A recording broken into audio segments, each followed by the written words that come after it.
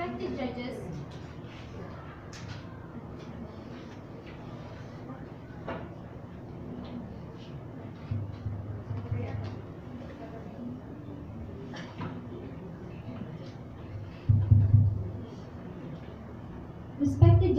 audience, and my blood friends. Assalamualaikum warahmatullahi wabarakatuh. Waalaikumsalam warahmatullahi wabarakatuh. My name is Syifa and I'm from School of Indonesia in Riyadh. First of all, let's thanks to Allah Subhanahu wa Ta'ala who has been giving us a good health, happiness, and joyfulness until we are able to attend to this place.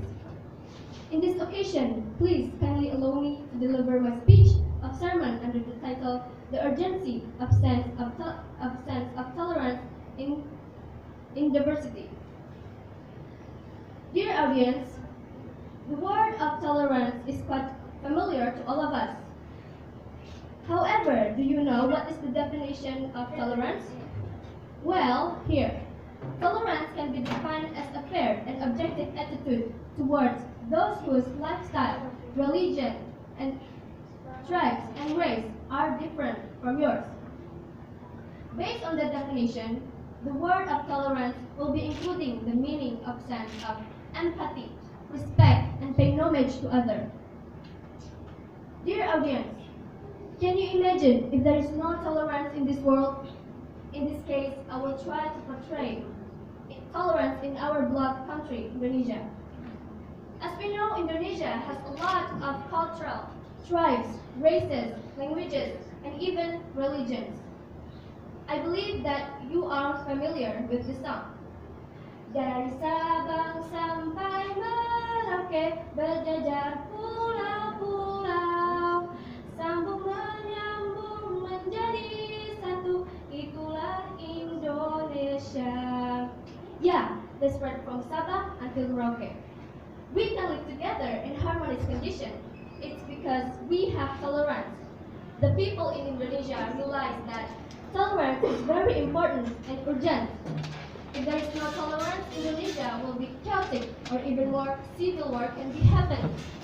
Because every culture, every tribe, and every race has its own pride that cannot be destroyed or humiliated by others. Dear audience, Indonesia will not be a safe place to live.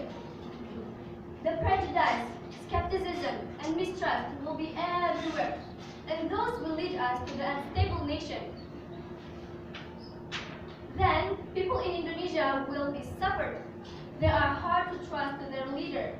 Meanwhile, the leader will work under the stressful situation because the people will not allow them to do their functions and duties smoothly.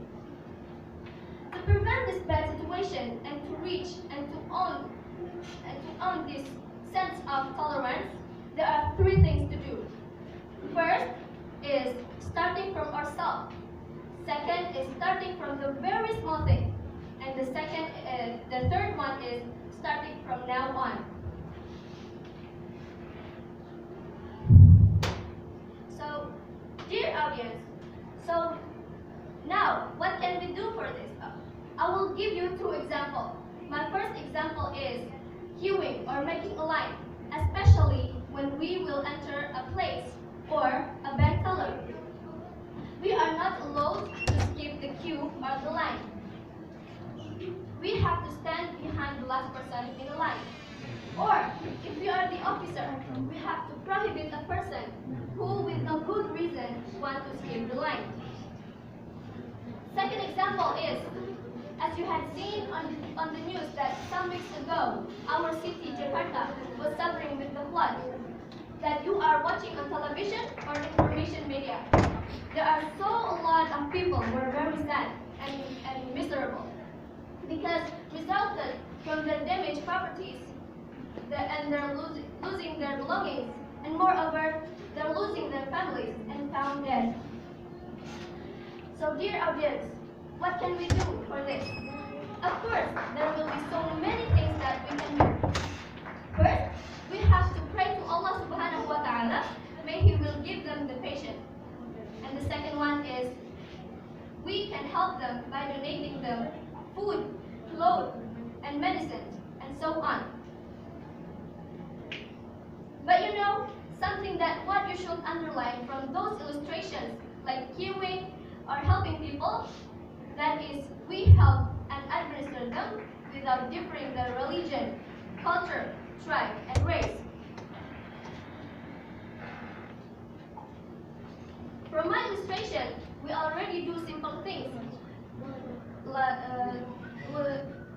From my illustration, we already do simple things that can lead us to be tolerant. By respecting each other, queuing, and or helping suffering people from flood will enhance our empathy. Because of that, we have to menjunjung tanah airku Indonesia. So, that's the end of my speech, and hopefully we can take the benefit and lesson from it